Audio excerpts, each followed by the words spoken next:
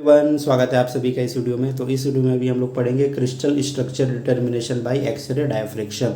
तो x ray diffraction का use करके कैसे हम किसी एलिमेंट का क्रिस्टल स्ट्रक्चर पता करते हैं, इसके बारे में ये पूरा वीडियो है। ठीक है, बहुत ही डिटेल से मैं यहाँ पे समझाऊंगा आपको। पूरा वीडियो देखो, आपको सब कुछ बहुत ही क्रिस्टल क्लियर हो जाएगा, अच्छे से समझ में आ जाएगा। तो सबसे पहले हम देख लेते हैं कि डायफ्रैक्शन क्या होता है। ठीक है, फिर हम लोग समझेंगे कि हम इसके थ्रू कैसे क्रिस्टल स्ट्रक्चर पता करते हैं। तो डायफ्रैक्शन इज द इंटरफेरेंस और bending of waves around the corner of N obstacle.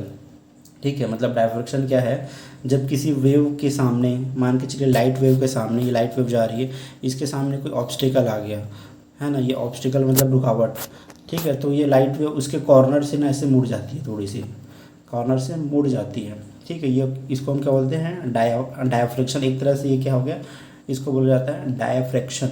ठीक है, तभी आपने देखा होगा कि जैसे यहाँ से कोई लाइट आ रही है, अब यहाँ पे मैं इसको ऑब्स्टेकल कर दिया, तो इसके पीछे या इस, जैसे ये लाइट आ रही है, इस सामने मैंने पर्दा लगा दिया या दीवार खड़ी कर दी, तो ऐसा नहीं होगा कि इस दीवार के पीछे पीछे पूरा का पूरा अंधेरा हो जाएगा। ऐसा नहीं होता है ना, क्योंकि लाइट एक्चुअली में कॉर्नर से थोड़ी अंदर की ओर मुड़ जाती है। जैसे लाइट ऐसे अंदर की ओर मुड़ जाती है, इसकी वजह से उस दीवार के पीछे पूरा अंधेरा नहीं होता है, कुछ ना कुछ उजाला वहाँ पे भी होता है, क्योंकि लाइट कॉर्नर से मुड़ जाती है।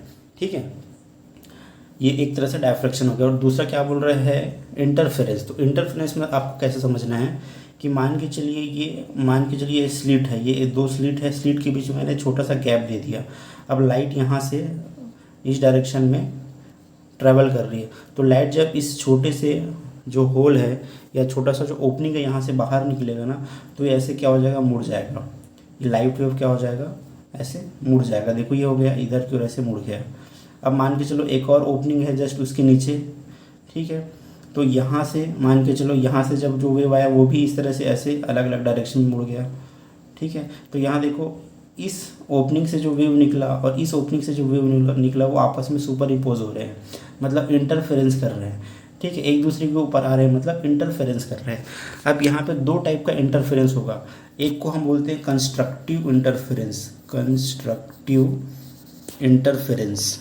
ठीक है, इंटरफेरेंस लिख देता हूँ मैं, इंटरफेरेंस, कंस्ट्रक्टिव इंटरफेरेंस।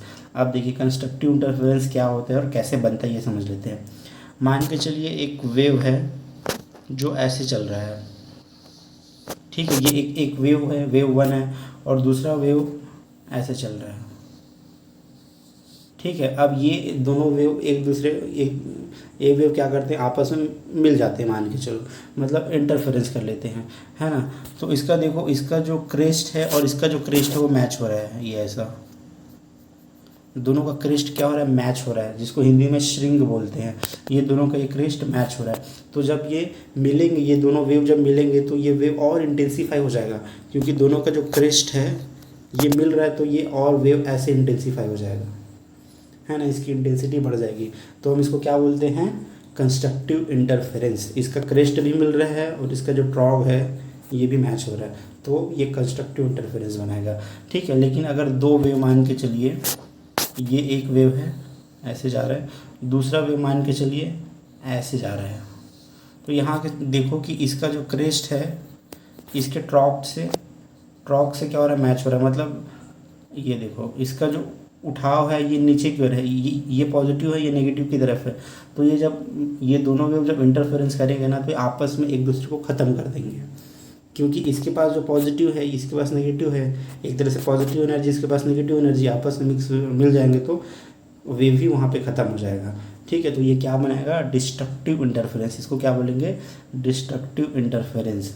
ठीक है, तो जैसे मान के चलो इस यहाँ पे जैसे दो वेव मिला, मान के चलो इस डायरेक्शन में कंस्ट्रक्टिव इंटरफेरेंस हुआ, तो यहाँ पे देखो आपको इंटेंसिटी क्या मिलेगी, ज़्यादा मिलेगी।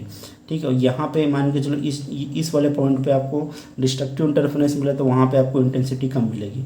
फिर यहाँ पे कंस्ट्रक्टिव बना, फिर डिस्ट्रक्टिव बना, फिर कंस्ट्रक्टिव, फिर डिस्ट्रक्टिव, इस तरह से। तो आपको कैसे मिलेगा, किसी एक जगह पे आपको क्या मिलेगा, इंटेंसिटी ज़्यादा मिलेगी, तो वहाँ ब्राइट स्पॉट मिलेगा, फिर डार्क स्पॉट आ जाएगा, फिर ब्राइट स्पॉट आ जाएगा, फिर डार्क, फिर ब्राइट, ऐसा आपको मिलेगा। जहाँ पे ब्राइट स्पॉट मिल रहा है मतलब वहाँ पे कंस्ट्रक्टिव इंटरफेरेंस हो रहा है, जहाँ पर डार्क स्पॉट मिल रहा है वहाँ पे डिस्ट्रक्टिव इंटरफेरेंस फॉर्म हो रहा है। ठीक है, ये तो डबल स्लिट का एग्जांपल हो गया। ये सिंगल स्लिट में भी पॉसिबल है। सिंगल स्लिट में भी कई बार होता है, जैसे ये आपका ये स्लिट है ना। अब इसकी ओपनिंग से यहाँ से वेव जा रही है, तो वेव इस कॉर्नर से जो वेव आ रही है वो आपका क्या हो जाएगी, मुड़ जाएगी यहाँ से अलग डायरेक्शन में, यहाँ से जो आ रही है वो भी मुड़ जाएगी। ठीक है, तो सिंगल स्लिट से भी जो वेव निकलेगा वो भी एक तरह से क्या करेगा, डायफ्रैक्शन क्रिएट करेगा। डायफ्रैक्शन मतलब कंस्ट्रक्टिव या डिस्ट्रक्टिव इंटरफेरेंस बनाएगा। ठीक है, तो इसी का इस्तेमाल करके, इसी जो कंस्ट्रक्टिव और डिस्ट्रक्टिव इंटरफेरेंस का इस्तेमाल करके हम क्या करते हैं, क्रिस्टल स्ट्रक्चर का पता करते हैं। ठीक है, अब जो इंटरफेरेंस कब बनेगा इसका भी क्राइटेरिया है कि ये जो ओपनिंग है ना, ये जो ओपनिंग दिख रहा है आपको, ये वाली जहाँ से वेव गुजर रही है, इसका जो ओपनिंग है ना वो वेव के वेवलेंथ के मल्टीपल होना चाहिए। जो इसकी ओपनिंग है यहाँ पे, जो ये ओपनिंग है, ये क्या होनी चाहिए, ओपनिंग जो वेव आ रही है उसके वेवलेंथ की मल्टीपल होना चाहिए। या तो उसके वेवलेंथ 1 के बराबर होना चाहिए, या दो वेवलेंथ के बराबर होना चाहिए, 3 वेवलेंथ के बराबर होना चाहिए। ठीक है, मतलब उसका मल्टीपल होना चाहिए। अगर ये जो ओपनिंग है बहुत छोटी है या बहुत बड़ी है तो दोनों केस में आपके यहाँ पर डायफ्रैक्शन नहीं होगा। अगर ओपनिंग बहुत छोटी है मान के चलो और आपका वेवलेंथ बड़ा है तो वो लाइट जो वेव है यहाँ से गुजर नहीं पाएगा। ठीक है, और अगर ये ओपनिंग बहुत बड़ी है तो भी ये लाइट आएगी ना तो ऐसे सीधी तरीके से चली जाएगी, कॉर्नर पे बेंड होगा बट दो वेव मिल नहीं पाएंगे। अगर ओपनिंग बहुत बड़ी है तो आएगी लाइट या वेव, कॉर्नर पे मुड़ेगी भी, लेकिन ये दोनों आपस में इंटरफेरेंस नहीं कर पाएंगे क्योंकि बहुत दूर दूर है। ठीक है, तो क्या होनी चाहिए, जो ओपनिंग है, ये जो ओपनिंग है ये आपका वेवलेंथ के आसपास होना चाहिए, वेवलेंथ के मल्टीपल में होना चाहिए।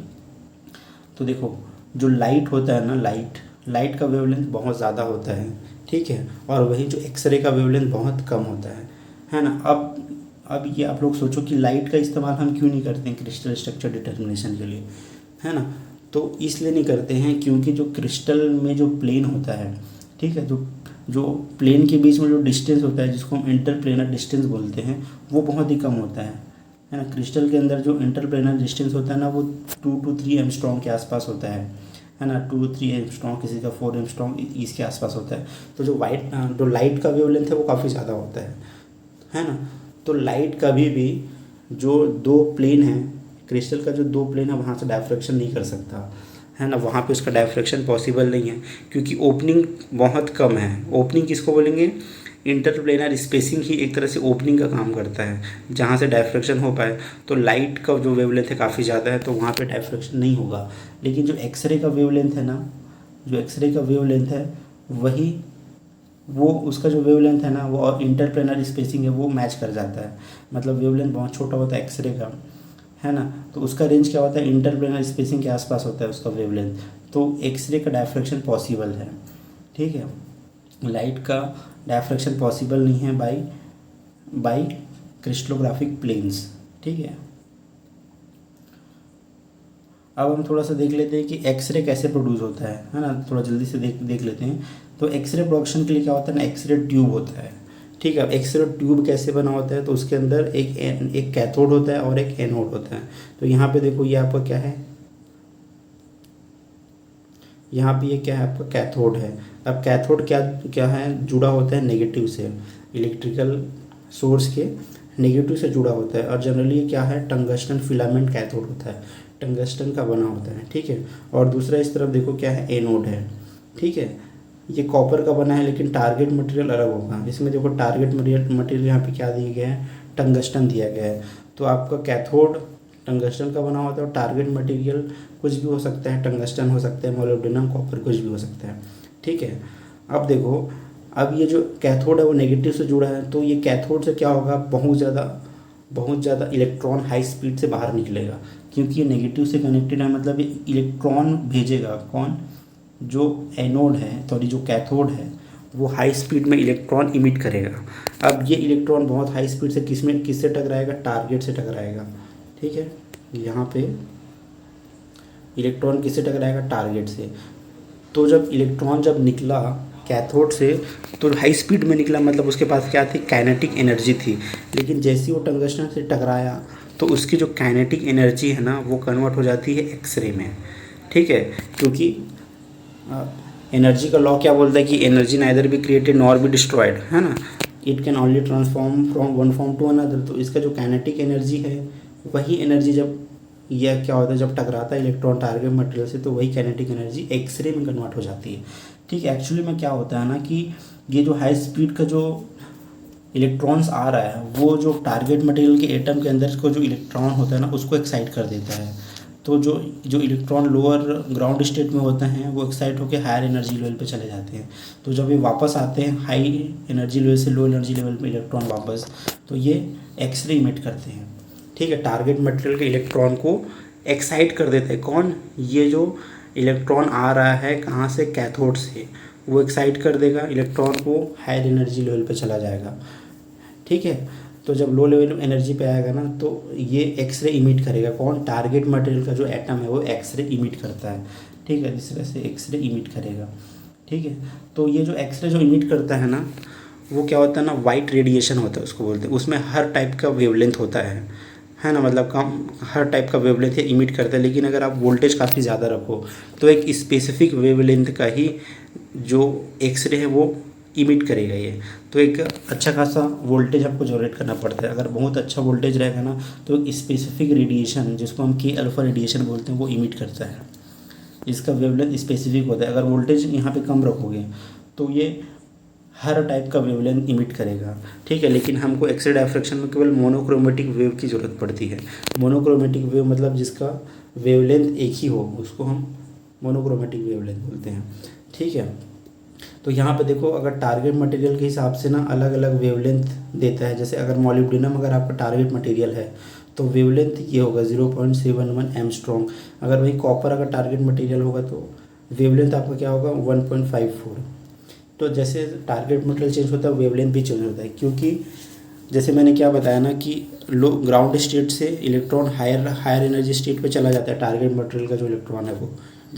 ठीक है, अब आप लोग को पता है कि हर एटम के अंदर अलग अलग एनर्जी लेवल होता है ना। इलेक्ट्रॉन को जो एनर्जी लेवल होता है वो अलग अलग होता है। तो हर एलिमेंट जो है अलग अलग वेवलेंथ का एक्सरे जनरेट करेगा। ठीक है, वो उसका कैरेक्टरिस्टिक्स एक्सरे होता है। ठीक है, तो यहाँ पे देखो दिया गया है टारगेट मटेरियल के हिसाब से कौन सा कितने वेवलेंथ का एक्सरे जनरेट करेगा कौन सा टारगेट मटेरियल। तो आप देख लो कि कौन से एक्सरे का आपको इस्तेमाल करना है तो इस हिसाब से आप टारगेट मटेरियल को चेंज कर सकते हो। ठीक है, तो ये हो गया एक्सरे प्रोडक्शन के बारे में। अब आते हैं हम लोग ब्रैग्स लॉ पे, जो सबसे इम्पोर्टेंट है Bragg's law of x ray diffraction. Bragg's law को सबसे पहले हम समझ लेते हैं। ठीक है, अब ब्रैग्स लॉ ने क्या बोला था पहले हम ब्रैग्स लॉ को थोड़ा सा समझ लेते हैं। ठीक है, ब्रैग्स लॉ क्या बोलता है कि constructive interference happens only when the path difference is equal to the integral multiple of the wavelength. This is also called Bragg's law। ये है Bragg's law of X-ray diffraction। ठीक है, अच्छा इसको मैं समझाऊंगा। पहले मैं ये समझा देता हूँ कि क्रिस्टल पे कैसे एक्सरे जो है वो आ रही है। ठीक है, उसके बाद ये वाली चीज़ें समझ में आएगी। तो ब्रैग्स लॉ एक्चुअली में क्या बताता है ना, ब्रैग्स लॉ एक्चुअली में ये बताता है कंडीशंस बताता है कि किस कंडीशन में आपका कंस्ट्रक्टिव इंटरफेरेंस फॉर्म होगा, वो कंडीशन बताता है ब्रैग्स लॉ। ठीक है, तो सबसे पहले एक चीज़ हम अज्यूम करते हैं इसको लॉ को जानने से पहले। मान के चलो ये एक प्लेन ऑफ एटम है। ये क्या है? क्रिस्टल का एक प्लेन ऑफ एटम है। ठीक है, अब देखो क्रिस्टल के अंदर बहुत सारा प्लेन ऑफ एटम होता है। 100 होता है, 110 होता है, 111 प्लेन होता है। तो काफ़ी सारा प्लेन होता है क्रिस्टल में। तो मान के चलो ये कोई प्लेन है। ठीक है, और इसके पैरेलल ये दूसरा प्लेन है ना। अब देखो कोई भी सेम प्लेन क्या होता है? पैरेलल होता है। जैसे 100 प्लेन और 1/00 प्लेन क्या होगा? एक दूसरे के पैरेलल होगा। ठीक है, तो हर एक प्लेन पैरेलल होता है ना एक दूसरे के। जैसे अगर मिलर इंडिसेस सेम है, जैसे 111 प्लेन है वो 1/1 मतलब एक तरह से इसके पैरेलल होगा, पैरेलल। तो ये एक प्लेन है, इसके नीचे एक और पैरेलल प्लेन है। ठीक है, अब मान के चलो कि आपने एक्सरे इस पे इंसिडेंट करवाया, तो एक्सरे मान के चलो यहाँ से आया और क्या हुआ, इस वाले जो एटम है वहाँ से रिफ्लेक्ट हो गया, इधर की ओर चला गया। ठीक है, एक्चुअली में ये रिफ्लेक्शन नहीं होता। एक्चुअली में क्या करते ना, यहाँ से जो एक्सरे आता है जो कहाँ से आ रहा है? एक्सरे ट्यूब से आ रहा है, वो एक्सरे क्या करता है, ये जो एटम है ना इसके इलेक्ट्रॉन को एक्साइट कर देता है। सेम चीज़ होता है यहाँ पे भी, ये जो एक्सरे आ रहा है वो ये जो एटम रखा हुआ है ना इसके इलेक्ट्रॉन को एक्साइट कर देता है, तो ये हाई एनर्जी लेवल पे चला जाता है। तो जब ये ग्राउंड स्टेट में वापस आता है इसका जो इलेक्ट्रॉन, तो अपना एक एक्सरे जनरेट करता है ना। उसका वेवलेंथ सेम इंसिडेंट वेवलेंथ के ही बराबर होता है। मतलब जितना जो वेवलेंथ का एक्सरे यहाँ पे आ रहा है ना, वही वेवलेंथ का एक्सरे ये क्या करता है, इमिट करता है ये जो एटम है। तो सिंपल भाषा में हम रिफ्लेक्शन बोल देते हैं, बट होता क्या था, ये अपना खुद का एक्सरे जनरेट करता है जो सेम वेवलेंथ का होता है। जो आपका इंसिडेंट जो वेवलेंथ होगा वो यहाँ से जो वेवलेंथ जा रहा है उसका भी ये जो वेव जा रहा है उसका भी वेवलेंथ सेम होगा। ठीक है, तो एक एक्सरे यहाँ से आया और यहाँ से रिफ्लेक्ट होकर आगे चला गया। अब मान के चलो कि दूसरा जो एक्सरे है वो यहाँ से गुजरा, मतलब दो एटम के बीच में से होते हुए चला गया। वो दो एटम के बीच में से होते हुए चला गया, क्योंकि एटम्स के बीच में गैप होते क्रिस्टल में। ठीक है, तो दूसरा जो एक्सरे आया वो क्या चला गया, जो दो एटम है, मान के चलिए एक एटम है ये दूसरा एटम है, तो इसके बीच से होते हुए एक एक्सरे अंदर वाले पैरेलल प्लेन में चला गया, और अंदर वाले पैरेलल प्लेन में जाके इस एटम पे जाकर के रिफ्लेक्ट होके आगे निकल गया। ये चीज़ समझ में आ रहा है। एक एक्सरे क्या हुआ, जो ऊपर वाला जो प्लेन है ना, वहाँ से रिफ्लेक्ट होके चला गया, थीटा एंगल पे आया है ना, और थीटा एंगल पे रिफ्लेक्ट होके चला गया। और जो दूसरा वेव आया वो क्या हुआ, जो उसका पैरेलल प्लेन है, जो उसके नीचे एक और पैरेलल प्लेन है, वहाँ से रिफ्लेक्ट हुआ। मतलब जो एटम के बीच में जो गैप है ना उसके बीच में से एक्सरे चला गया, और यहाँ से उसके जस्ट नीचे वाला जो पैरेलल प्लेन है वहाँ से रिफ्लेक्ट होकर आगे चला गया। ठीक है, ये दो वेव चला गया। अब ये दोनों वेव जब आगे जाएगा तो या तो ये कंस्ट्रक्टिव इंटरफेरेंस फॉर्म करेगा या डिस्ट्रक्टिव इंटरफेरेंस फॉर्म करेगा, क्योंकि ये एक एक्सरे यहाँ से निकला ना और दूसरा एक्सरे यहाँ से निकला, तो ये वेव आगे जा कर के क्या करेंगे, इंटरफेरेंस करेंगे, है ना। तो कहीं पे तो या तो कंस्ट्रक्टिव इंटरफेरेंस करेंगे या तो डिस्ट्रक्टिव इंटरफेरेंस करेंगे। ठीक है, तो ये मैंने बता दिया कि या तो कंस्ट्रक्टिव इंटरफेरेंस फॉर्म करेंगे या डिस्ट्रक्टिव इंटरफेरेंस फॉर्म करेंगे। तो जो ब्रेग्स है ना, ब्रेग्स ने यही लॉ दिया था कि कब कंस्ट्रक्टिव इंटरफेरेंस फॉर्म होगा। ठीक है ना, तो ब्रेग्स ने वो क्राइटेरिया बताया था कि कब कंस्ट्रक्टिव इंटरफेरेंस फॉर्म होगा। तो ब्रेग्स लॉ के हिसाब से constructive interference happens only when the path difference is equal to an integral multiple of the wavelength. ठीक है, क्या बोल रहा है कि कंस्ट्रक्टिव इंटरफेरेंस तभी फॉर्म होगा जब तो पाथ डिफरेंस है, दो वेव के बीच में जो पाथ डिफरेंस है वो वेवलेंथ के इंटीग्रल मल्टीपल के बराबर होना चाहिए। ठीक है, मतलब यहाँ पे आपको मैं समझाता हूँ। एक वेव जो है, ये वाला वेव यहाँ से टकरा के इधर चला गया। ठीक है, तो ये यहीं से टकरा के वापस चला गया, लेकिन दूसरा जो वेव था वो अंदर से टकराया ना, अंदर वाले प्लेन से टकरा करके आगे गया। तो जो दूसरा जो वेव है, जो यहाँ पे वेव 1 लिखा है, वो ज़्यादा डिस्टेंस चला, है ना, वो ज़्यादा डिस्टेंस चला, क्योंकि ये पहला वाला ये वाला जो ऊपर का वेव था वो यहाँ से टकरा के आगे चला गया, ये वाला एक्सरे जो है। लेकिन जो दूसरा वाला एक्सरे वो अंदर से गया ना, तो एक्स्ट्रा दूरी चला ना वो, तो क्या हुआ, दोनों के बीच में पाथ डिफरेंस क्रिएट हुआ। तो इसका इन दोनों के बीच में जो पाथ डिफरेंस है ना, वो किसके बराबर होना चाहिए, जो एक्सरे आ रहा है उसके वेवलेंथ के मल्टीपल होना चाहिए, ये बोल रहा है वो। ठीक है, मतलब जो पाथ डिफरेंस है वो वेवलेंथ के बराबर होना चाहिए, वेवलेंथ के मल्टीपल, या मतलब वेवलेंथ के 1 या वेवलेंथ के 2 होना चाहिए। ठीक है, ठीक है, मतलब यहाँ पे क्या हो रहा है, वेव मान के चलो मुझे यहाँ से इस पॉइंट तक जाना है ना, तो मैं एक ऐसा रास्ता ले सकता हूँ शॉर्टकट, या फिर मैं ऐसे घूम के ऐसे जा सकता हूँ। तो गया तो दोनों एक ही पॉइंट पे, बट जो एक था वेव 1 था वो जल्दी पहुँच गया, और जो 2 था वो थोड़ा टाइम बाद पहुँचा, तो दोनों के बीच में कोई पाथ डिफरेंस होगा, तो वही आपको कैलकुलेट करना पड़ेगा। तो पाथ डिफरेंस यहाँ पे देखो कैसे आप कैलकुलेट करोगे।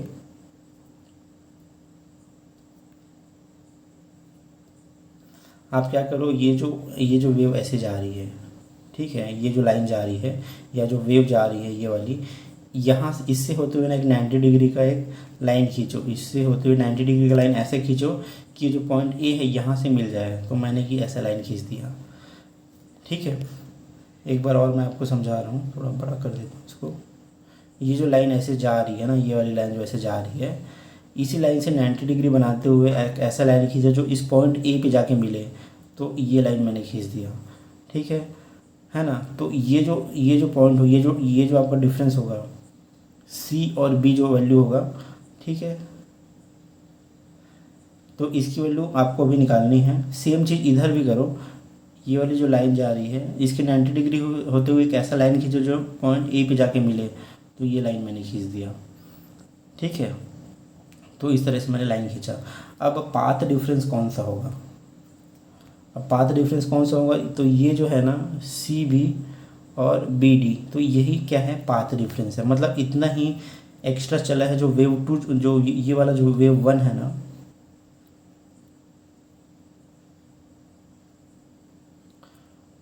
जो वेव वन है वो कितना एक्स्ट्रा चला, इतना एक्स्ट्रा चला, ये C B plus B D, ये पाथ डिफरेंस हुआ।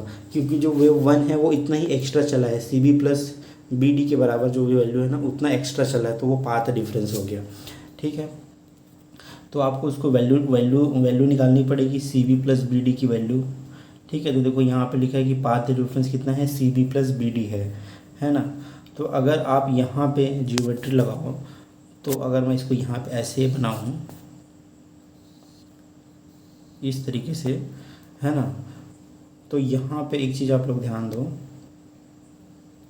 जो एक्सरे इंसिडेंट हो रहा है वो थीटा एंगल पे इंसिडेंट हो रहा है। ये कितना इंसिडेंट पे, थीटा एंगल पे इंसिडेंट हो रहा है। तो अगर ये थीटा बना रहा है तो ये वाला भी जो है ना, ये जो एंगल बनाएगा वो भी थीटा होगा।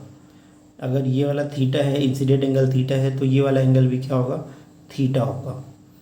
ठीक है, तो मैं उसको यहाँ पे फॉर्म करता हूँ, ऐसे है, ये ऐसे है।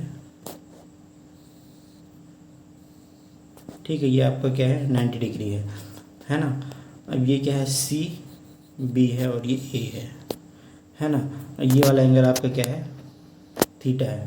अब ये जो लाइन है ए से बी तक जो डिस्टेंस वो क्या है, वो डी के बराबर है। डी मतलब इंटरप्लेनर डिस्टेंस है, क्योंकि ये एक प्लेन है, ये दूसरा प्लेन है। ठीक है, और दोनों के बीच में जो डिस्टेंस है उसको क्या बोलते हैं, इंटरप्लेनर डिस्टेंस, जिसको डी से डिनोट करते हैं। तो ये वैल्यू क्या हो गई, डी के बराबर हो गई। ठीक है, तो यहाँ पे पाथ डिफरेंस निकालना है तो आपको सी बी निकालना पड़ेगा, सी बी, है ना। इसकी वैल्यू डी है, ये वाले लेंथ की वैल्यू आपको सी बी निकालना है। तो यहाँ पे आप जियोमेट्री लगाओ, sine theta is equal to, देखो क्या होता है, sine theta is equal to होता है आपका परपेंडिकुलर डिवाइडेड बाई हाइपोटेनियस। ठीक है, जिसको हम लंबवती कर्ण भी बोलते हैं, है ना। तो यहाँ पे परपेंडिकुलर कौन होगा, ये जो सी बी है ना, ये परपेंडिकुलर होगा, सी बी परपेंडिकुलर होगा, डिवाइडेड बाई ये जो डी है ये आपका हाइपोटेनियस होगा, तो C B upon C B divided by D. ठीक है, तो ये कैसे हो जाएगा, साइन थीटा, अभी हमने क्या लिखा, sine theta C B divided by D.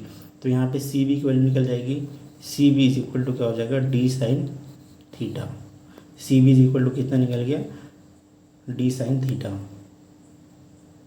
तो यहाँ देखो इसकी वैल्यू क्या है, डी साइन थीटा है, तो सेम इसकी भी वैल्यू क्या होगी, डी साइन थीटा होगी।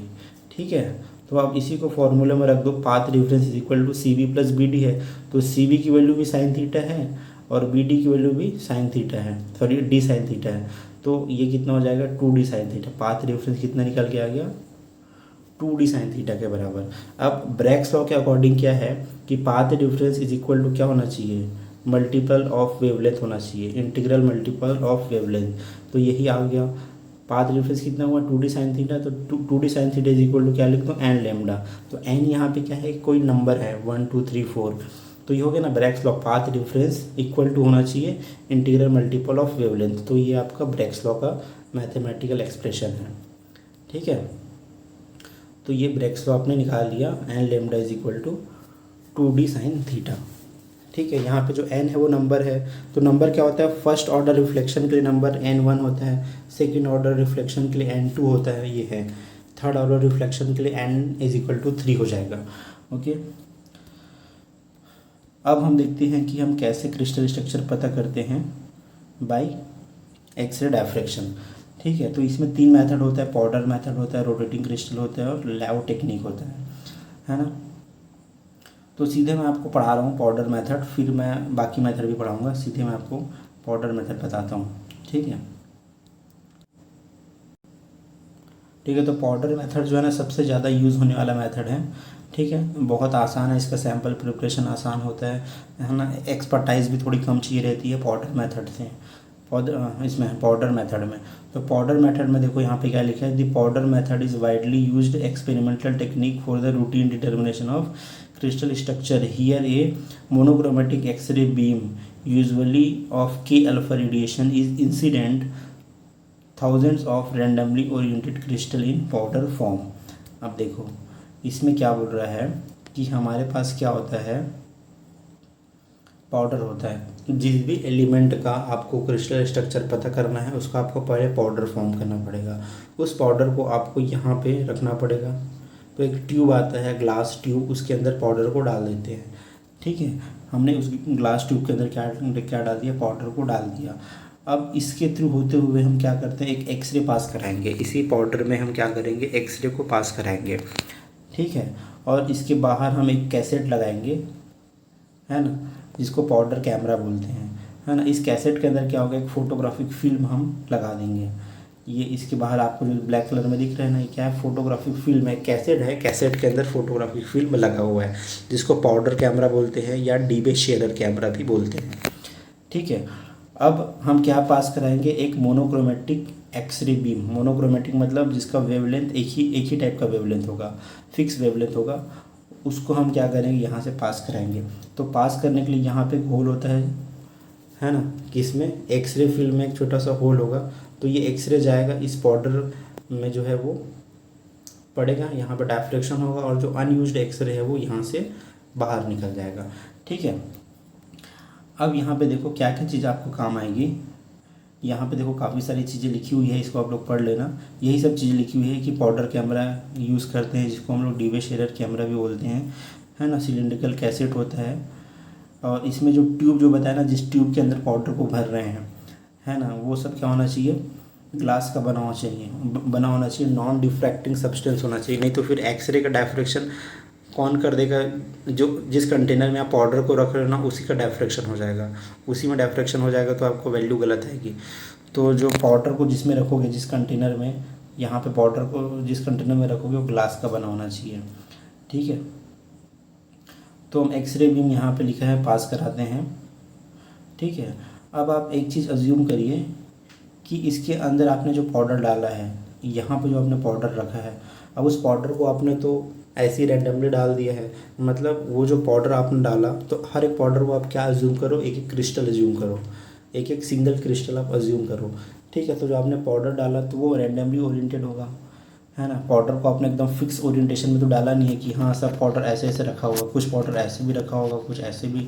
एक ही क्रिस्टल अगर मानूँ तो अलग अलग टाइप का रखा हुआ है ना, मतलब रैंडमली ओरिएंटेड है। अब ये भी आपको पता है कि एक क्रिस्टल के अंदर कई सारे प्लेन्स होते हैं, 100 प्लेन होगा, है ना, 110 होगा, 111 प्लेन होगा। तो काफ़ी सारे प्लेन होते हैं क्रिस्टल के अंदर, ठीक है।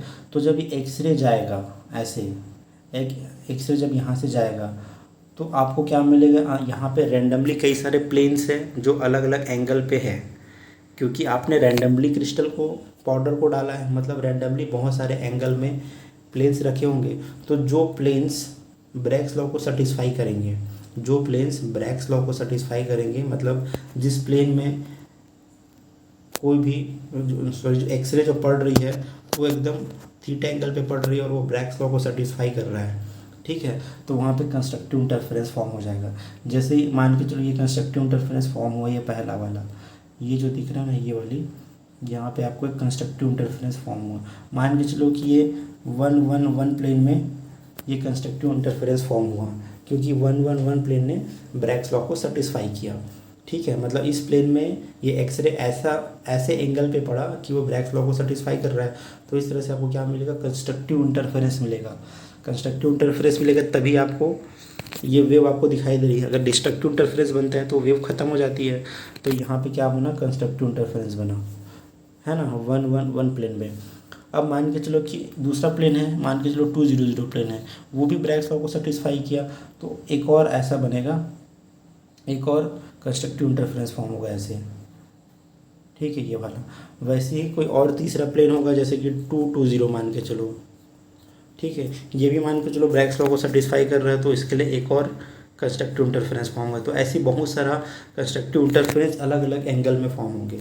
जैसे इसका एंगल अलग था, ये θ1 एंगल पे क्या हुआ, इसमें कंस्ट्रक्टिव इंटरफेरेंस बना। इस प्लेन के लिए आपको θ2 पे बना, तो अलग अलग एंगल पे अलग अलग आपको डायफ्रेक्शन मिलेगा। जैसे θ1 पे 1 1 1 प्लेन में डायफ्रेक्शन हुआ, θ2 वैल्यू के लिए 2 0 0 प्लेन में डायफ्रेक्शन हुआ, वैसे θ3 एंगल पे 2 2 0 प्लेन में डायफ्रेक्शन हुआ। ठीक है, तो जब ये डायफ्रेक्शन या कंस्ट्रक्टिव इंटरफेरेंस होगा तो ये ऐसे कोन के फॉर्म में जाएगा। जो एक्सरे है वो ऐसे कोन के फॉर्म में जाता है ऐसे, ठीक है, इस तरह से कोन के शेप में ही जाएगा। अब जो फोटोग्राफिक फिल्म क्या करेगा, फोटोग्राफिक फिल्म उसको रिकॉर्ड करेगा। फोटोग्राफिक फिल्म का काम ही वही होता है कि जो एक्सरे आ रहा है उसको रिकॉर्ड करे। ठीक है, तो ये फोटोग्राफिक फिल्म को आप देखो, काफ़ी इसका जो चौड़ाई है वो काफ़ी कम है, ये चौड़ाई कम है। ये मान के चलो, इसको अगर इस फिल्म को मैं ऐसे खोलूँ, है ना, तो आपको कैसा दिखाई देगा कि एक एक्सरे जो है ऐसे ऐसे गया है, ऐसे फॉर्म हुआ है, दूसरा एक्सरे ऐसे गया है ना। मतलब जो कंस्ट्रक्टिव इंटरफेरेंस हो रहा है, तीसरा कंस्ट्रक्टिव इंटरफेरेंस यहाँ पे बन रहा है ऐसा। ठीक है, तो अब फोटोग्राफिक फिल्म में तो की चौड़ाई तो इतनी ही है, तो केवल इतने को रिकॉर्ड करेगा, इस आर्क को रिकॉर्ड करेगा। ये दूसरा ये वाले आर्क को रिकॉर्ड करेगा। मतलब आपका फिल्म में ये वाला आर्क रिकॉर्ड होगा, फिर ये आर्क रिकॉर्ड होगा और ये वाला आर्क रिकॉर्ड होगा। ठीक है, फुल आपका कोन शेप का या से सर्कुलर शेप का नहीं दिखेगा, क्योंकि आपके फोटोग्राफिक फिल्म का जो चौड़ाई है वो बहुत कम है। ठीक है, तो जब आप फोटोग्राफिक फिल्म को खोलोगे, ऐसे ओपन करोगे, ये भी मुड़ा हुआ है ना ऐसे, जब इसको आप ऐसे सीधा करोगे फोटोग्राफिक फिल्म को, तो एक ऐसे स्ट्रिप को फॉर्म में दिखेगा, है ना। तो इसमें कैसे बनेगा, इसको आर्क टाइप का ऐसा दिखेगा आपको, इस तरीके से। ये इसके बीच में एक बड़ा सा होल होगा, जो कि जिस तरह जहाँ से एक्सरे आ रहा है, मतलब यहाँ से एक्सरे ने आया, ठीक है, और यहाँ पे क्या हुआ, ये आपको कंस्ट्रक्टिव इंटरफेरेंस बन रहा है। तो ऐसे ही बहुत सारा कंस्ट्रक्टिव इंटरफेरेंस बनेगा। तो ये जो आर्क के बीच का डिस्टेंस है ना, उसको हम नाम दे देते हैं, मान के चलो S1। इसके आर्क के बीच में डिस्टेंस है, मैंने इसको नाम दे दिया S2। और मान के चलो एक और आर्क बना इधर, इस दो आर्क के बीच में जो डिस्टेंस बना उसको मैं नाम देता हूँ, डिस्टेंस बोल देता हूँ कि S3 है। ठीक है, तो आपको क्या कर रहे हैं, फोटोग्राफिक फिल्म में जो रिकॉर्ड हुआ है उसके डिस्टेंस को आपको मेज़र करना है। तो आपको क्या मिल जाएगा, S1 S2 S3 की वैल्यू मिल जाएगी। ठीक है, यहाँ पे देखो फोटो में दिया गया है, इसी को अगर आप ऐसे ओपन करोगे तो इस तरह से आपको दिखेगा। ठीक है, ये आपका बीच का एक्सरे वाला जो होल है वो है, ये आपका पहला इंटरफेरेंस, कंस्ट्रक्टिव इंटरफेरेंस, ये दूसरे प्लेन का इंटरफेरेंस है ऐसा। तो अलग अलग प्लेन में जो इंटरफेरेंस होगा उसको ये रिकॉर्ड करेगा, और अलग अलग एंगल पे हो रहा है। तो मैंने क्या बोला कि जो आर्क बना, ऐसे जो आर्क बना उसको मैंने एस नाम दे दिया।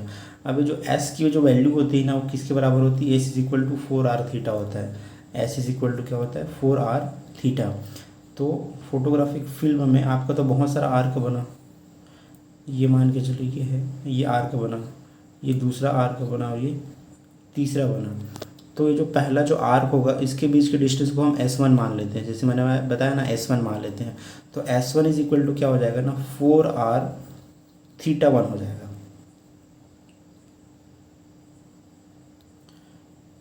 S1 इज इक्वल टू क्या हो जाएगा, 4r थीटा 1। ठीक है, अब मान के चलो जो दूसरा जो आर्क बना, ये पहला आर्क हो गया, जो दूसरा आर्क बना इसके डिस्टेंस को हम क्या मान लेते हैं, S2 मान लेते हैं। तो S2 इज इक्वल टू हो जाएगा 4r थीटा 2। तो यहाँ पे R क्या है, R जो है ना, जो फोटोग्राफिक फिल्म में जो स्ट्रिप आप बनाए थे सर्कुलर, इसका वो क्या है, रेडियस है। जो आपने ये फोटोग्राफिक फिल्म में ये जो बनाया था ना ऐसा गोल वाला, इसी का रेडियस है R। जो फोटोग्राफिक फिल्म का जो कैसेट है उसका ही रेडियस जो है वो R है। तो R यहाँ पे आप देख सकते हो क्या है, कांस्टेंट है। R कांस्टेंट है, यहाँ पे 4 भी कांस्टेंट है। तो S किस पे डिपेंड कर रहा है, थीटा पे डिपेंड कर रहा है। ठीक है, ये मान के चलिए S1 है, यहाँ से यहाँ का डिस्टेंस, तो S1 is equal to 4 R theta 1। तो आपको ऐसे ही बहुत सारा क्या मिल रहा है, इंटरफेरेंस, मतलब बहुत सारे एस की वैल्यू मिलेगी, S1 S2 S3। तो वहाँ से आप क्या निकालोगे, थीटा 1 निकालोगे, थीटा 2 निकालोगे, थीटा 3 निकालोगे, थीटा 4 निकालोगे। ठीक है, मतलब फिल्म के अंदर बहुत सारा आर्क बना ना, ऐसा एक आर्क, फिर दूसरा, तो ये पहला वाला S1 हुआ, दूसरा वाला S2 हुआ, फिर तीसरा वाला S3 हुआ। तो ऐसे ही S1 S2 S3, ये S4 निकलेगा, उसके बेस पे आप थीटा 1 थीटा 2 थीटा 3 थीटा 4 निकालोगे। ठीक है, इतना आप कर सकते हो। उसके बाद क्या करना होता है, इसके बाद आगे मैं यहाँ से समझाता हूँ। अब मैं बताता हूँ कि कैसे एक्चुअली में हम यहाँ पे क्रिस्टल स्ट्रक्चर पता करेंगे, है ना। आपको अभी एक्सपेरिमेंट से क्या क्या मिल गया, एक्सपेरिमेंट से भी आपको थीटा 1 मिला, थीटा 2 मिला, थीटा 3 और थीटा 4 मिला। ठीक है, ये थीटा इसकी वैल्यू बहुत सारी आपको मिल गई। अब इसके बेस में हम कैसे क्रिस्टल स्ट्रक्चर पता करेंगे, देखो देखो ब्रैक्स लॉ क्या, ब्रैक्स लॉ आपको क्या बोलते हैं कि n lambda is equal to क्या होता है, 2d साइन थीटा होता है। ठीक है, मैं इसको यहाँ पे बताता हूँ। ब्रैक्स लॉ के अकॉर्डिंग क्या है कि n lambda is equal to क्या है, 2d साइन थीटा। ठीक है, अब d क्या है, इंटरप्लेनर स्पेसिंग है, तो d का फॉर्मूला क्या होता है, d इज इक्वल टू होता है a upon under root h square plus k square plus l square, ये होता है। तो आप d की वैल्यू को यहाँ पे रख दो।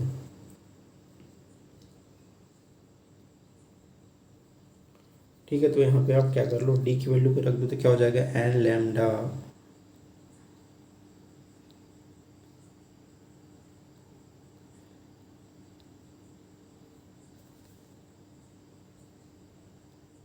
यहाँ पे हो जाएगा n lambda is equal to 2 sine theta, है ना, 2 sine theta dot a upon under root h square plus k square plus l square, ये आपका बन गया। ठीक है, अब मैं इसको ऐसे लिख सकता हूँ, sine theta is equal to, मैं इसको इधर भेज देता हूँ, मैं ये ऐसे लिख सकता हूँ कि n lambda into h square plus k square plus l square divided by 2a, ऐसा मैं लिख सकता हूँ। मैंने इसको इधर भेज दिया है, तो sine theta is equal to क्या हो गया, n lambda into h square under root h square plus k square plus l square upon 2a। ठीक है, तो अभी मुझे क्या मिल गया, sine square theta is equal to, sine square theta is equal to n lambda h square plus k square plus l square divided by 2a, है ना। अच्छा, साइन स्क्वायर नहीं होगा, साइन होगा ओनली। अब मैं क्या करता हूँ, दोनों तरफ स्क्वायर कर देता हूँ, दोनों तरफ स्क्वायर कर देता हूँ, तो अब तो ये अब हो जाएगा sine square theta is equal to क्या हो जाएगा, n square lambda square into, अब जो अंडर रूट है वो हट जाएगा, तो ये क्या हो जाएगा, H square plus k square plus l square divided by 4a square. अब इसमें आप देखो कि एन जो है वो कांस्टेंट है, लैम्डा जो है वो भी कांस्टेंट है, 4 भी कांस्टेंट है और ए भी कांस्टेंट है। तो यहाँ पे क्या हो रहा है कि sine square theta is directly proportional to h square plus k square plus l square, ये हुआ। ठीक है, तो यहाँ पे सेम चीज़ यहाँ पे बताया गया है, सेम चीज़ यहाँ पे यही चीज़ बताया गया है कि ये ब्रैक्स लॉ हुआ, n lambda is equal to 2d sine theta, और डी इंटरप्लेनर स्पेसिंग का वैल्यू कैसे निकालते हैं, d is equal to a upon h square under root h square k square plus l square. H k l क्या है, H k L जो है Miller indices है प्लेन का। ठीक है, अब हमने क्या किया, n lambda is equal to 2d sine theta था, तो वहाँ पे डी की वैल्यू रख दिए, तो ये आ गया। ठीक है, अब यहीं को मैंने बोथ क्या कर दिया, max square on both side, तो बोथ साइड को स्क्वायर कर दिया मैंने, तो ये आ गया। अब मैं इसको साइन स्क्वायर को यहीं रखता हूँ, बाकी को उधर भेज देता हूँ, तो क्या हो गया, sine square theta is equal to, ये आपका वैल्यू निकल के आ गया।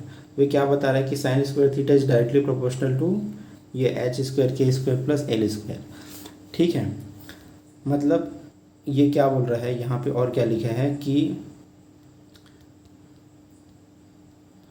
Sine square theta is directly proportional to h square plus k square plus l square. मतलब अब मैं ये भी बोल सकता हूँ कि साइन स्क्वायर थीटा 1 का जो रेशियो है, साइन स्क्वायर थीटा 2 रेशियो, और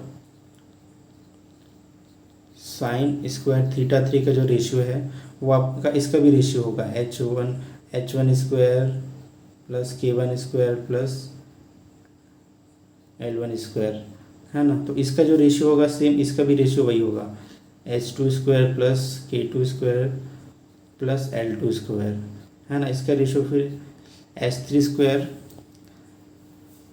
है ना, k3 square plus l3 square. तो इसका जो रेशियो होगा सेम इसका भी रेशियो होगा, क्योंकि डायरेक्टली प्रोपोर्शनल है। ओके, यही चीज़ यहाँ पे लिखी हुई है पूरी, ठीक है। अब देखो, अब अल्टीमेटली इस पे आ जाता हूँ कि आपको कैसे पता करना है कि कौन सा क्रिस्टल स्ट्रक्चर है, वो आपको कैसे पता करना है। क्योंकि अभी तक हमने एक्सपेरिमेंट से क्या क्या निकाला, थीटा 1, थीटा 2 और थीटा 3 की वैल्यू निकाल ली है, ठीक है। अब हमको पता करना है क्रिस्टल स्ट्रक्चर, तो उसके लिए ज़रूरत पड़ती है एक्सटेंशन रूल की, extension rule for cubic system. अब एक्सटेंशन रूल आया कहाँ से, तो क्या होता है एक्चुअली में ना, जब एक्सरे इंसिडेंट कराया जाता है क्रिस्टल पे, ठीक है, तो कौन से प्लेन से रिफ्लेक्शन होगा वो डिपेंड करता है उसके क्रिस्टल स्ट्रक्चर पे।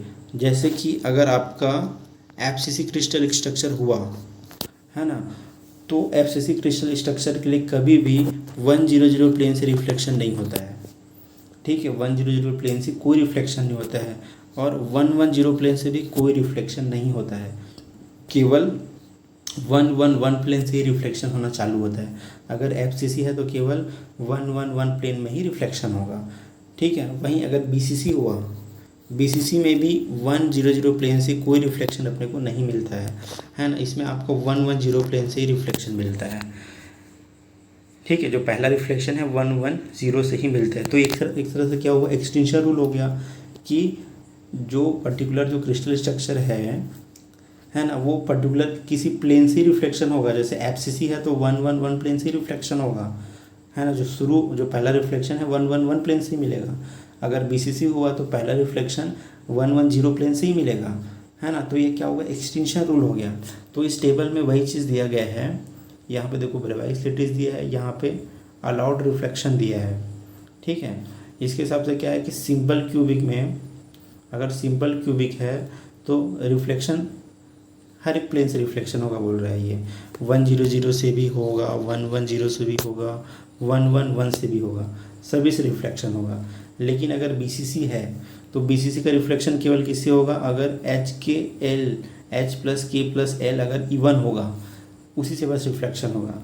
इवन मतलब क्या हो गया, इवन का मतलब होता है आपका सम संख्या, ठीक है। हाँ, सम संख्या मतलब जैसे कि अगर 110 प्लेन हुआ तो 1+1+0, 110 मतलब सबको जोड़ दो, 110 को जोड़ दो तो वैल्यू कितना आया, 2। ये क्या हुआ, इवन हुआ ना, सम संख्या, तो यहाँ से रिफ्लेक्शन होगा, ठीक है। वैसे ही अगर 200 को बोलो तो तीनों को जोड़ दो, 200 को तो 2 ही आया, तो यहाँ से रिफ्लेक्शन होगा, ठीक है। तो अगर एच के एल इवन है, एच के एल तीनों को जोड़ोगे तो अगर इवन आ रहा है वैल्यू, सम संख्या में आ रही है, तो उसी प्लेन से रिफ्लेक्शन होगा, ठीक है। अब एफसीसी के लिए क्या होता है, एफसीसी के लिए एच के एल अनमिक्स होना चाहिए। मतलब एच के एल जो है, जो तीनों मिरर इंडिसेस है, वो या तो तीनों ऑड हो या तीनों इवन हो, तीनों सम संख्या हो या तीनों विषम संख्या हो। जैसे कि 100 में देखो, 100 में 1 क्या है, एक ऑड है, लेकिन 00 क्या है, इवन है, तो इससे नहीं होगा रिफ्लेक्शन। 110 से भी रिफ्लेक्शन नहीं होगा, क्योंकि इसमें 1 दोनों जो है वो ऑड है, 0 इवन है ना। तो इसमें देखो 111 प्लेन को देखो, ये तीनों क्या है, ऑड है, तो तीनों ऑड होना चाहिए, तीनों इवन होना चाहिए, तो तीनों ऑड है, तो यहाँ से रिफ्लेक्शन होगा अगर एफसीसी है तो, ठीक है। दूसरा रिफ्लेक्शन इससे कहाँ से होगा, 200 से रिफ्लेक्शन होगा, क्योंकि इसमें भी तीनों क्या है, इवन है, ठीक है। वैसे ही डायमंड क्यूबिक के लिए क्या कंडीशन होना चाहिए कि एच के एल सभी ऑड होना चाहिए, ऑड होना चाहिए। जैसे 111 है, तीनों ऑड है, या फिर अगर सभी इवन है, मतलब एच के एल सभी इवन है ना। मतलब अगर 200 है मान के चलो, या 220 है, 2 2 0 में क्या है, 2 2 0 प्लेन में तीनों इवन है, तो ये 4 से डिवाइड होना चाहिए। मतलब 2 + 2 2 0 मतलब वैल्यू कितना है 4, तो 4 से डिवाइड हो रहा है ना। हाँ, तो ये 2 2 0 प्लेन से रिफ्लेक्ट होगा। ठीक है, ये कंडीशन है सारी।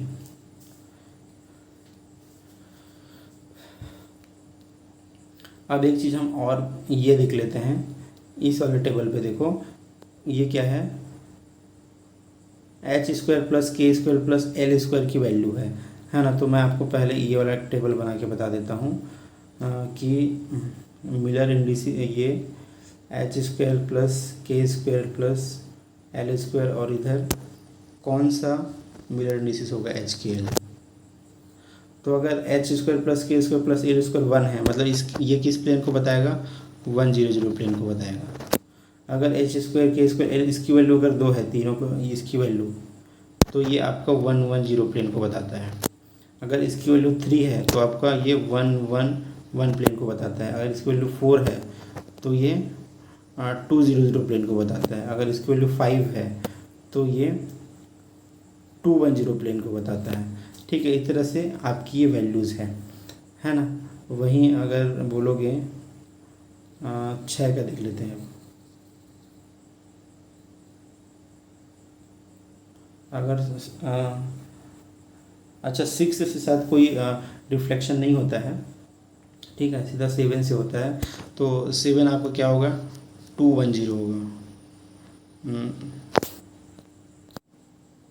अच्छा, यहाँ पे 7 नहीं होता, 6 होता है।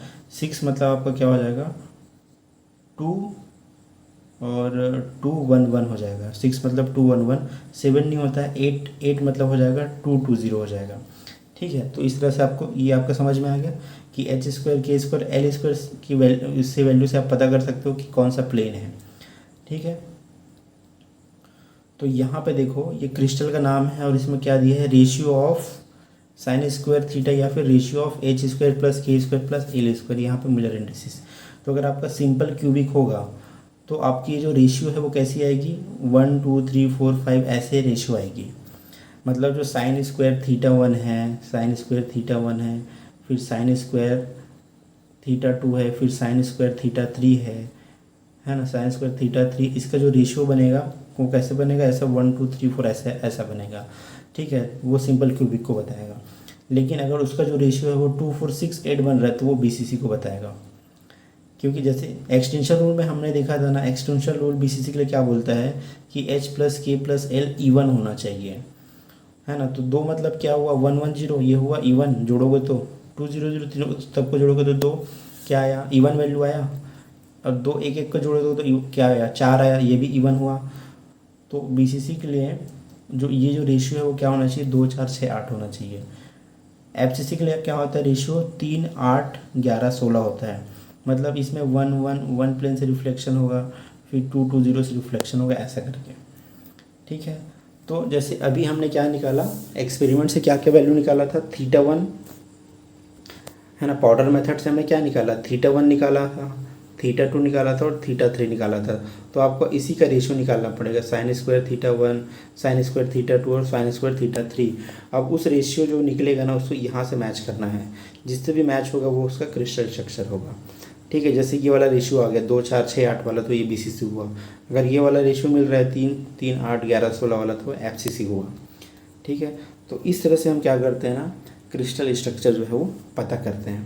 ठीक है, अब एक चीज़ यहाँ पे और देख लो, ये वाला ज़्यादा एडवांस टेक्निक है। इसमें क्या होगा, ये जो मशीन एडवांस मशीन है, इसमें क्या किसी भी तरीके का फोटोग्राफिक फिल्म नहीं लगा होता है। इसमें क्या होता है, आपका ये जो पाउडर है यहाँ पे है, अब यहाँ से हमने क्या दिया, एक्सरे बीम दिया। तो यहाँ पे एक्सरे बीम जब दोगे तो यहाँ से रिफ्लेक्ट होगा एक्सरे, और क्या बनाएगा, कंस्ट्रक्टिव इंटरफेरेंस बनाएगा। तो ये जो डिटेक्टर है ना वो यहाँ से चारों तरफ घूम सकता है, 360 डिग्री घूम सकता है।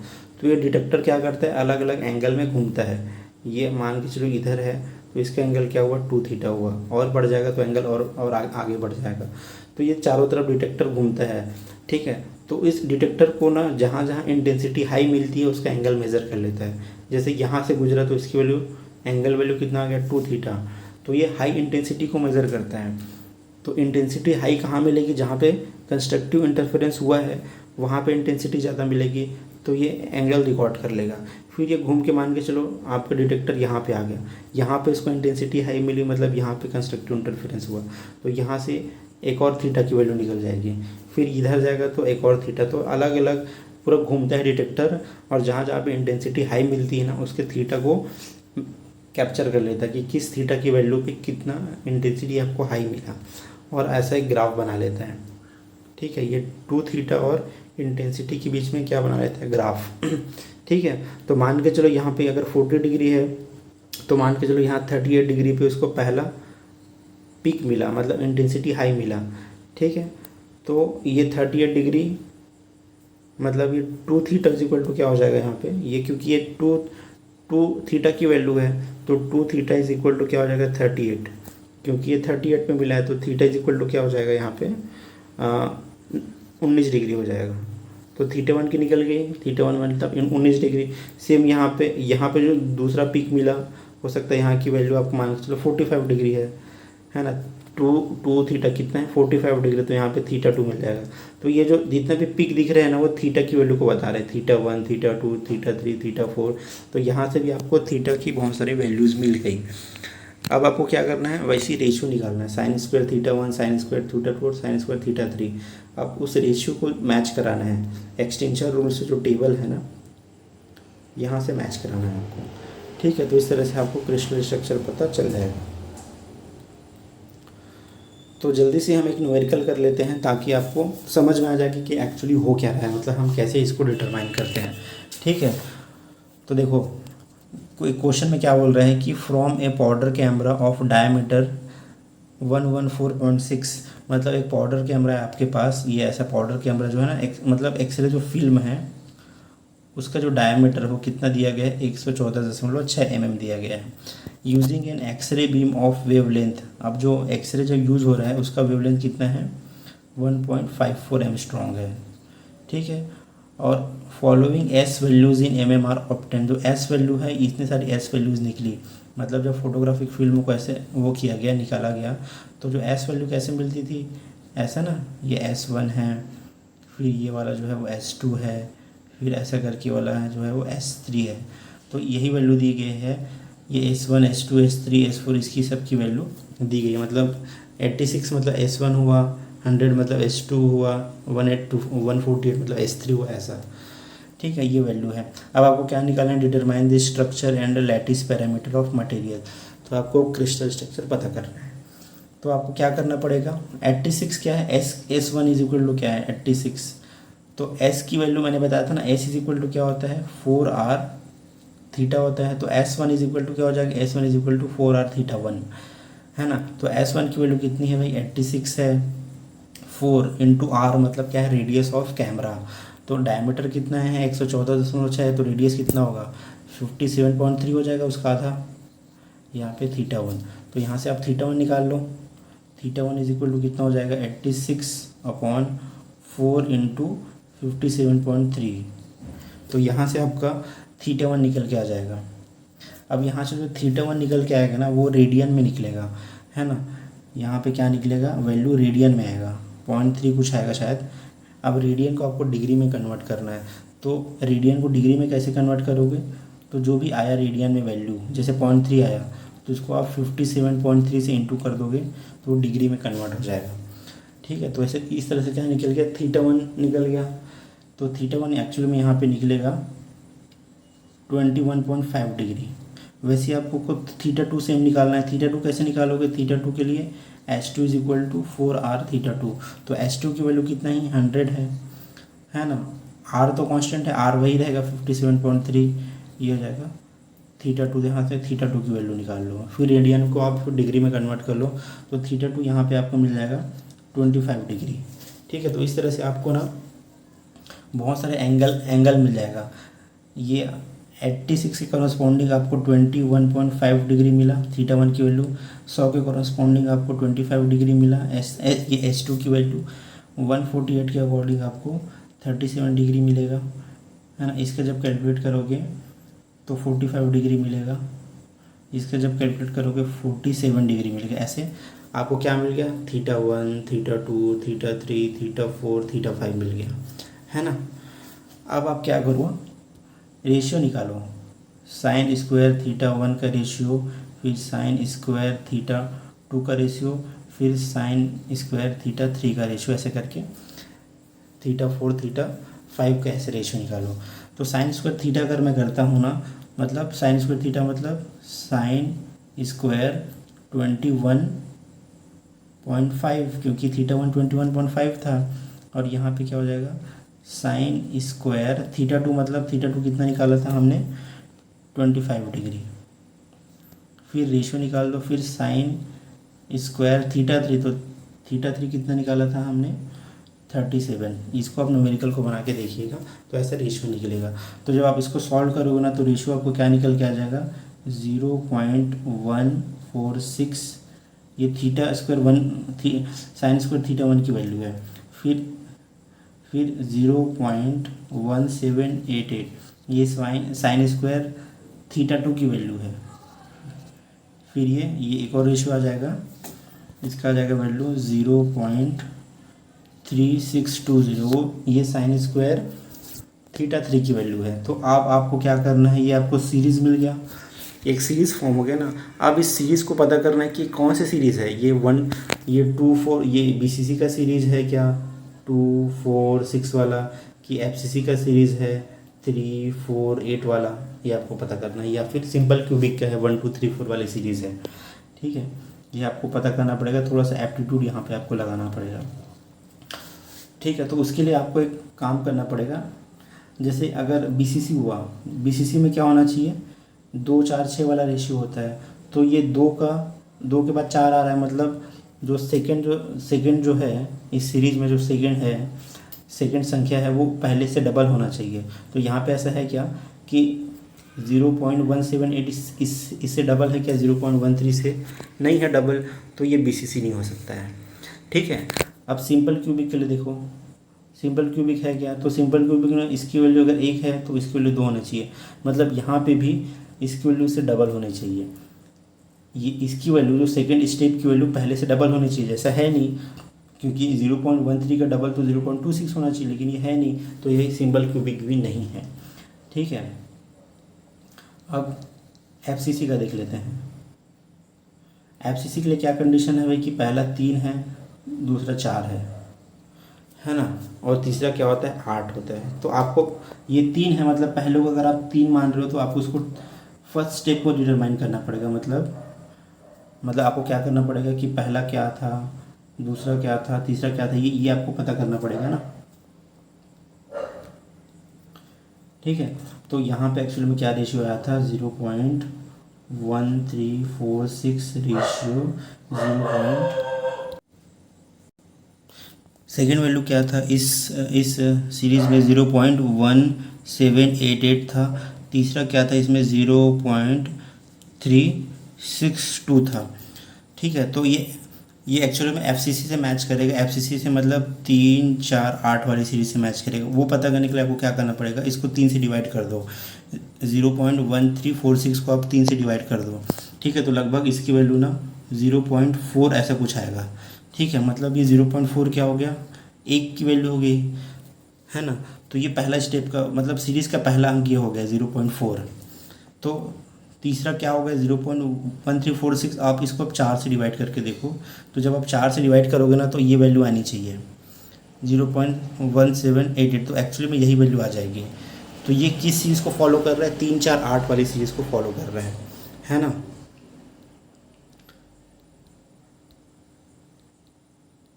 किसको फॉलो कर रहा है, ये वाले को, 3 4 8 11 16 वाली सीरीज़ को फॉर्म कर रहा है। मतलब इसका जो क्रिस्टल स्ट्रक्चर क्या होगा, एफसीसी होगा। ठीक है, तो इस तरह से हम क्रिस्टल स्ट्रक्चर जो है पता करते हैं पॉटर मेथड के थ्रू। ठीक है, तो वीडियो काफ़ी लंबा जा रहा है, तो जो नेक्स्ट मेथड है रोटेटिंग क्रिस्टल मेथड और लाउ मेथड, उसको मैं नेक्स्ट वीडियो में कवर करूँगा। ओके, तो इस वीडियो को हम यहीं ख़त्म करते हैं। Okay, thank you so much, bye bye and God bless you all.